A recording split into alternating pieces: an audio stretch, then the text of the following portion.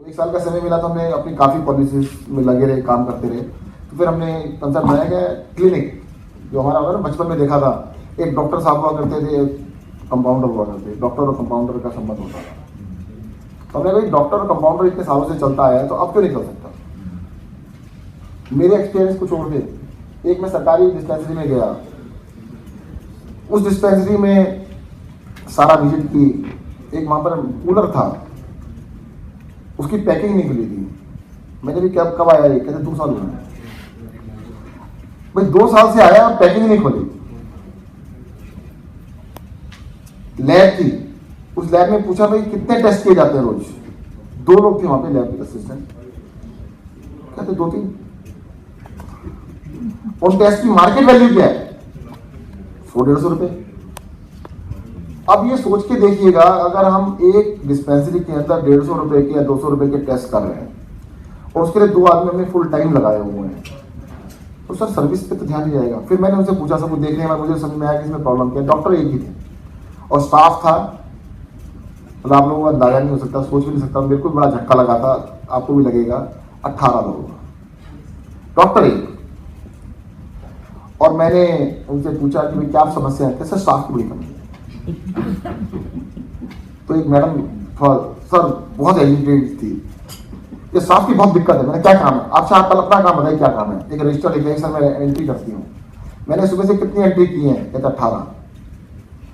एक रजिस्टर में 18 एंट्री की है और वो कहती है कि बहुत ओवरवर्क्ड है। दूसरी जगह देखा, वो भी हमारे पर रजिस्टर रखा हुआ था, वहां पर वही सेम 18 एंट्री थी। तो मैंने ये पिछली बार जब देखा था तब 49 डेज में देखा था, फिर 1 साल में हमने स्कीम बनाई। तो मैंने हम डॉक्टर और कंपाउंडर वाली स्कीम पे चले जाते हैं, एक डॉक्टर और एक कंपाउंडर। वो थ्योरेटिकली एक था, पर प्रैक्टिकली जब करने बैठे, ट्रायल रन किए, तो डॉक्टर एक के साथ वो +3 हो ही जाता है, तो परंतु 18 से कम है। अब हमने मोहल्ला क्लिनिक में जो सर्विसेज हम दे रहे हैं, जब मैंने इसका स्टार्ट में मीटिंग करी अपने डिपार्टमेंट के अंदर, तो सबने ये विरोध किया इसका बहुत ज़्यादा। कहते जी देखिए, जो प्राइमरी हेल्थ सेंटर होता है उसके अंदर ये सर्विस होती है, ये सर्विस होती है, ये सर्विस होती है, ये होता है, ये होता है, ये होता है। 8 सर्विस उन्होंने मुझे बताई, ये उसके अंदर होनी जरूरी है। मैंने 8 में से अगर 7.5 हो जाएंगी तो क्या दिक्कत होगी? कहते फिर नहीं हो सकता। मैंने कोई बात नहीं, हम 5 कर लेंगे। तो मैंने कहा इसको ना प्राइमरी हेल्थ सेंटर नहीं कहते, हम इसका नाम ही चेंज कर देंगे। तो आज हमारा एक्सपीरियंस क्या कहता है, जब हमने फर्स्ट मोहल्ला क्लिनिक खोला, अब पता तो था नहीं इसका रिजल्ट क्या आएगा, हमें अंदाजे थे, थ्योरी बनाई हमने सोचा कि 80% पेशेंट का इलाज यहीं पर होगा, 20% को हम रेफर कर देंगे। और मैंने कहा कि इसको बना दे, 6 महीने रन करेंगे पहले, कुछ भी करने से पहले रन फॉर 6 मंथ। वो पीरागढ़ी में झुग्गियों में बनाया था, डेली वहां पर 100 से भी ज्यादा पेशेंट आने लगे। आपको एक्सपीरियंस शेयर कर रहा हूँ अपने कैसे एक्सपीरियंस।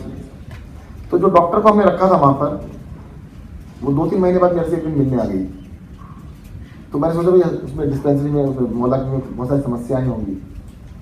तो उसकी समस्या निकली, कहते सर वहाँ पर ना लोग बड़े परेशान हैं, एक पुलिस की चौकी है वहाँ पे, रोज शराब के लिए वो प्रमोट करते हैं, उसको थोड़ा सा सर कुछ देखो। सोशल प्रॉब्लम जितनी थी, कहते वहाँ पे गंदगी बहुत है जी, वहाँ पे नालियाँ खराब हैं, उनको साफ करा दो। डिस्पेंसरी अपने मोहल्ला क्लिनिक की एक भी प्रॉब्लम वो लेके नहीं आई थी, पूरी की पूरी प्रॉब्लम सोसाइटी के लेके आई थी। Now she is leader of that community, और वही हम चाहते हैं। आज जो हमने फेसलेस आइडेंटिटी बना दी है कि डॉक्टर में और पेशेंट में कोई फेस नहीं है, बीच में आपस में इंटरेक्शन नहीं है, क्योंकि वो सेम डॉक्टर डेली उनको मिलते हैं। बहुत सारे डॉक्टर सिर्फ बातें करने आते हैं, वो मुझसे बोलते हैं सर गप्पे मारने, मैंने कर लो गप्पे मार लो, ठीक है। मैंने यही थेरेपी उनकी। भाई लेडीज हैं, उनको कोई बेल्ट नहीं मिल रहा, तो डॉक्टर के पास जाते हैं, डॉक्टर कहते हैं हाँ ठीक है, आप ठीक है, बिल्कुल कोई बात नहीं, आप ठीक है, लो ये दवाई लिख देते फिर भी ठीक, तो खुश है वो कहते सर वो रोज आ जाते हैं, मैंने आने को थोड़ी देर बाद कम हो जाएंगे। तो शुरू में उसमें रोज आ जाती थी बहुत सारी लेडीज, 80% लेडीज आती हैं उसमें क्लिनिक, 80% लेडीज और बच्चे, 20% बाकी लोग हैं, और कम्युनिटी लीडरशिप वो कर रही है वहाँ पे। अच्छा, हमारा अंदाजा था कि 80% लोगों का हम इलाज करेंगे, 20% को हम रेफर करेंगे, वो भी गलत हुआ, अंदाजा गलत था। ये 95% सेटिस्फाइड थे वहाँ पर, सिर्फ 5% को रेफर करना पड़ा, और कई बार तो लेस देन 5%, 5 मैं इसलिए कह रहा हूँ, थोड़ा सा लिबरल होकर कह रहा हूँ, तो लेस देन 5% लोगों को हमें रेफर करना पड़ रहा है। और ऐसे भी हमारे पास एग्जाम्पल है कि जिन्होंने बड़े बड़े अस्पतालों में गए, एक आदमी लड़का है, उसके बच्चे को बीमारी दी, सारे बड़े अस्पतालों में दिखाया, उसके बाद मोहल्ला क्लिनिक में पहुंचे, कहते बड़ा नाम सुना जी मोहल्ला क्लिनिक का, शायद यहीं पे इलाज हो जाए। देखो इलाज तो बड़े अस्पताल में भी नहीं हुआ, छोटे में भी नहीं हुआ, पर वहाँ पे समझा दिया उसने ये समझाया कि भाई देखो आपके इसका इलाज नहीं है, आपने अस्पताल में दिखाया था वो ठीक था, इलाज नहीं है, परंतु हम अब फॉलो अप करते रहिए, आ जाया करिए मेरे पास, हफ्ते में एक बार आ जाओ, कोई दिक्कत नहीं है। And he was satisfied. कहते देखो यहाँ पे ठीक है। तो अब होता क्या है कि हमारे को हमने इसको ये समझ लिया है कि मेडिकल प्रोफेशन को शायद हम लोग प्रिस्क्रिप्शन मार के बैठ गए हैं। जो इतनी बड़ी चीज थी उसको हम इतने नीचे ले आए। सोसाइटी को हमें लीड करना था, उनको बताना था हेल्दी कैसे रहना है, उनको गलतफहमी में डाल दिया। ऊपर गए तो इतना ऊपर चले गए, भगवान बन गए कि आपके अस्पताल के अंदर एंट्री करने के बाद आदमी मर नहीं सकता। लोगों को ये फॉल्स एश्योरेंस मिल गई कि अब तो हम अस्पताल के अंदर चले गए, मरेगा कैसे, अगर मरेगा तो डॉक्टर ने मारा है, कि इसके मरने में इनका हाथ है, ये इन लोगों ने गड़बड़ की है, ये पैसा बनाना चाहते थे, इन्होंने ऐसा इसलिए कर दिया, सब प्राइवेट के लिए, सरकार में इन्होंने इलाज नहीं किया, इन्होंने इसलिए मार दिया। हमने अपने आप को या तो इतना ऊपर ले गए या इतना नीचे ले गए, हमारा कोई काम नहीं। इतनी दूर बैठते हैं, जैसे मैं यहाँ पर बैठा हूँ, पेशेंट ये टेबल तो खैर आधी है, सिर्फ दूसरी टेबल के पास उस तरफ पेशेंट को बैठाते हैं और दूर बैठे बैठे कहते हैं हाँ बताओ क्या बीमारी है, वो लिख दिया जाओ। अब हमने दो एक्सट्रीम्स ले ली, उसको हमें ठीक करनी पड़ेगी। हमारे को ये नहीं है कि कोई ऑब्लिगेशन भी नहीं है दवाई लिखना जरूरी है, कोई पेशेंट आया तो कोई मजबूरी थोड़ा है कि डॉक्टर उसको दवाई लिख के। हमारे मोहल्ला क्लिनिक के इतने सारे एक्सपीरियंसेस आ रहे हैं। पश्चिम घाट में हमने मोहल्ला क्लिनिक खोला, एक दिन मेरी वाइफ वहां पर देखने गई तो बीपी के बड़े मरीज आ रहे हैं, शुगर एंड बीपी। तो उन्होंने डॉक्टर साहब से कहा, उन्होंने पूछा किस तरह के पेशेंट आ रहे हैं, कहते बीपी के मेरे बहुत सारे मरीज आते हैं। तो कहते आप उनको ना थोड़ा गाइड कीजिए। उसने 4 पेज निकाल के दिए, कहते देखो सबको ये देता हूँ, सबको समझाता हूँ कि आपने अपना खाने में क्या करना है, लाइफ स्टाइल में क्या चेंज करने हैं, कैसे करने हैं। क्योंकि ऐसे लोग हमारे साथ जुड़ रहे हैं ज़्यादातर कि जो सोच के आए थे ना कि हम जनता की सेवा करेंगे, हम ये करेंगे वो करेंगे, कहीं मौका ही नहीं मिला, तो अब उनको मौका मिल गया। एक एग्जाम्पल बताता हूँ, बड़ा इंटरेस्टिंग है। सुल्तानपुरी में हमारा हॉस्पिटल डिस्पेंसरी है, तो एक वहाँ पर बुजुर्ग महिला है, तो डॉक्टर साहब ने कहा अम्मा नमस्ते, वो चुप। उन्होंने कहा अम्मा नमस्ते दोबारा, शी स्टार्ट क्राइंग, रोने लगी। उसने पूछा क्या हुआ, कहते डॉक्टर भी नमस्ते करते, सरकारी डॉक्टर ने नमस्ते कर दी, तो वो एक्सपेक्टेड नहीं था, तो ठीक तो वैसे हो जाएगी। एक एग्जांपल उसी डॉक्टर का, एक 90 साल की बुजुर्ग महिला आई और उसके साथ उसका पोता था, तो लेके आए तो डॉक्टर ने कहा अम्मा तेरा तो पोता इतना अच्छा है, तू तो वैसे ही ठीक है, तेरे को क्या दिक्कत है। वो खुश कि भाई उसके पोते की पढ़ाई कर दी।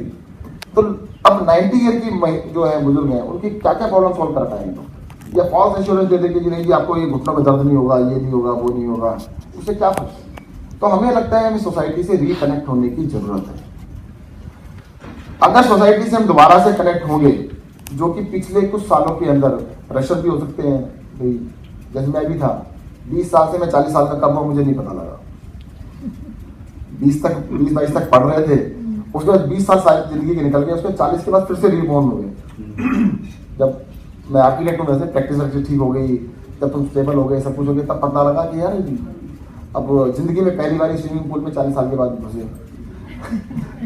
राफ्टिंग करनी है तो 40 के बाद की, सब कुछ 40 के बाद किया।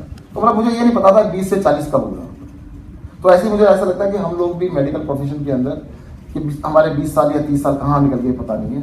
अब परंतु हमें वापस जो चीज़ें अच्छी हैं उन पर वापस जाने की आवश्यकता है। अभी आपने कहा PPP मॉड के बारे में, सर दिल्ली सरकार बिल्कुल कर रही है। अभी हम MRI, CT और डायलिसिस 3 चीज़ों से स्टार्ट कर रहे हैं।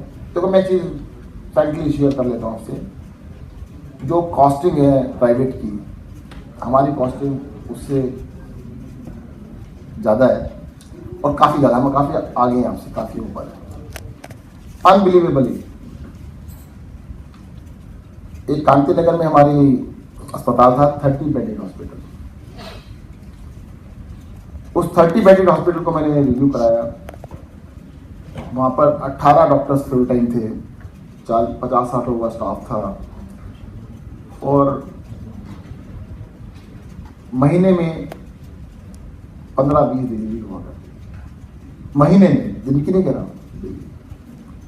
और हमारी जो टोटल कॉस्ट थी पूरे साल की, उसको नंबर ऑफ डिलीवरी से मैंने डिवाइड किया तो वो ज़्यादा नहीं थी, 2 लाख रुपए थी। तो उसको मैंने बंद कर दिया। किसी भी पॉलिटिकल गवर्नमेंट के लिए, मतलब गवर्नमेंट के लिए किसी हॉस्पिटल को बंद करना, मतलब आप सोच सकते हैं पता नहीं क्या हंगामा हो जाएगा। मैंने उसको बंद कर दिया, उसको मैंने पॉलीक्लिनिक में कन्वर्ट कर दिया। आज वहाँ पर 1200 से 1400 लोग रोज आते हैं ओपीडी में। और उसमें क्या हुआ, हमने सोचा बराबर में हेडगेवार हॉस्पिटल है कि उसका लोड कम हो जाएगा, वो भी हमारी गलतफहमी थी। वहां पर जो 1400 आते हैं वो नए, मैक्सिमम 10% लोग ऐसे हैं जो पहले से गवर्नमेंट सिस्टम में जाते थे। 90% फर्स्ट टाइमर्स हैं। वो कहते हैं कि ये तो बड़ा अच्छा हो गया, हमारे पास में खुल गया और सारी सुविधा मिल गई हमारे को। तो अभी क्या है कि मुझे ऐसा लगता है कि डिमांड जो हम प्रोजेक्ट कर रहे हैं उससे कहीं ज्यादा है। अभी एक लड़की थी, मैं देखा व्हाट्सएप पे मेरे ग्रुप में ना, मैं जुड़ा हुआ कभी पढ़ लेता हूँ। 2 लड़कियां आई, मुंह में छाले थे, वो डॉक्टर के पास आ गई और 15 मिनट डॉक्टर साहब ने कहा कुछ नहीं है, तो बस थोड़ा सा इन्फेक्शन है, ये जाओ मस्त। इस प्रॉब्लम के लिए वो कभी भी किसी डॉक्टर के पास जाने वाले नहीं थे। प्राइवेट हो गवर्नमेंट हो, कहीं तो गवर्नमेंट में जाएंगे तो 10 घंटे लगेंगे, प्राइवेट में जाएंगे तो 500 रुपये लगेंगे, तो कहीं जाने वाले थे। तो मुझे ऐसा लगता है कि हमारे को जो डिमांड हम प्रोजेक्ट कर रहे थे, जब हमने 1000 मोहल्ला क्लिनिक की बात की, काफी विरोध भी हुआ था, उसके अंदर से भी काफी विरोध हुआ था। कहते इतने सारी जरूरत क्या है, उन्होंने मेरे को पता नहीं वो नॉर्म्स होते हैं, आपके बहुत सारे नॉर्म्स लेके आ गए। कहते इसमें लिखा होता है इतने भी होना चाहिए। ऑलरेडी दिल्ली के अंदर 1000 डिस्पेंसरी, मैंने कहाँ पर मुझे दिखी नहीं गई। कहते 1000 बता दी उन्होंने, सरकारी बताई 1000, ये सेंट्रल गवर्नमेंट कितनी है, एनडीएमसी कितनी है, एमसीडी कितनी है, दिल्ली गवर्नमेंट की सब मिला के 1000। मैंने सर्विस डिलीवरी का है। अब बताओ सीजीएचएस डिस्पेंसरी बना दी, वो सिर्फ सीजीएचएस एम्प्लॉइज को देखती है, और इतनी वो हमारे साइलॉस बना रखे हम लोगों ने। तो हमने कहा नहीं, इससे काम नहीं चलेगा। और ये हम जहां पर भी खोल रहे हैं वहां पे अनमेट डिमांड है, जो लोग कभी आए ही नहीं। पहली बार लोगों को पता लग रहा है, उनको दिखाने कुछ और आते हैं, पता लगता है शुगर भी है, उनको पहली बार पता लग रहा है कि बीपी भी है उनको। तो मुझे लगता है कि हमारे को गवर्नमेंट का जो काम है, एक तो सर्विसेज को हम लिमिटेड कर रहे हैं। जो एक बनाया हुआ है सिस्टम की सारी सर्विस सब जगह मिलनी चाहिए, वो अनपॉसिबल है। जितनी इन्वेंट्री कम रखेंगे, जितना हम कम रखेंगे, उतना एफिशिएंटली सर्विस दे पाएंगे। हॉस्पिटल्स का हमने जो सोचा है, हॉस्पिटल्स में ज्यादातर हॉस्पिटल हमारे होंगे MCH and emergency. MCH means mother and child, और साथ में कोई इमरजेंसी पेशेंट आ गया उसको मनाने का वो आ जाए।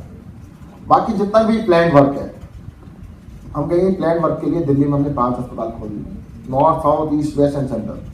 जैसे एलएनजेपी हॉस्पिटल हो गया, जीटीबी हॉस्पिटल हो गया, अंबेडकर, डीडीयू, और एक हम द्वारका में खोल रहे हैं। ये हमारे बड़े बड़े 5 अस्पताल हैं। जितना प्लान वर्क है वहां करा लो। अब घुटने का ऑपरेशन सर नरेला में कराएंगे आप, कहते होना चाहिए पॉसिबल। मैंने ये 1 साल में कितने करे, कहते 1 भी नहीं किया। तो उस फैसिलिटी को बनाने के लिए कहते डॉक्टर कितने चाहिए, कहते ऑर्थो का डिपार्टमेंट चाहिए 10 डॉक्टर चाहिए होते हैं आपको। अब ये क्रिमिनल वेस्टेज ऑफ रिसोर्सेज है, मतलब मैं तो क्रिमिनल वेस्टेज ऑफ रिसोर्सेज बोलता हूँ। अब हमने दिल्ली को 5 जोन्स में डिवाइड किया है, north, south, east, west and centre, और एक जोन के अंदर जितनी भी मैन पावर है सारी पूल कर रहे हैं हम लोग, दैट इज पूल। तो भैया आपको अगर चाहिए, अगर आप लोगों को इमरजेंसी केस आता है, डॉक्टर को वहां भेज दो ना, रादर के डॉक्टर को परमानेंट वहां डिप्लॉय करके रखो। अब वो कहते हैं ये सारे स्पेशलिस्ट, मैं सारे स्पेशलिस्ट तो आपके बड़े से बड़े अस्पताल में भी नहीं होते, उनको भी कॉल करना ही पड़ता है अगर एट ए टाइम आप देखें। तो मुझे लगता है हम अपनी सर्विसेज को थोड़ा रेस्ट्रिक्ट कर रहे हैं। कुछ सर्विसेज वाला स्पेशलिटी है किसी एक अस्पताल में होगी, लेकिन 5 अस्पताल में कोशिश करेंगे ज़्यादातर हो, परंतु जो बहुत ही सुपर स्पेशलिटीज़ है मुझे लगता है उनको हमें प्राइवेट से परचेज कर लेना चाहिए, वो ज़्यादा अच्छा रहेगा। रीज़न क्या होता है कि हम लोगों को वो जो मैनेजमेंट सिस्टम है उसमें बहुत ठीक है, हम क्योंकि चेंज नहीं होना चाहते। तो प्राइवेट में जो भी चल रहा है उसको हम अच्छा चल रहा है उसे खरीद लेंगे और रेट अच्छा देंगे, मतलब अच्छा मतलब कम देंगे। अब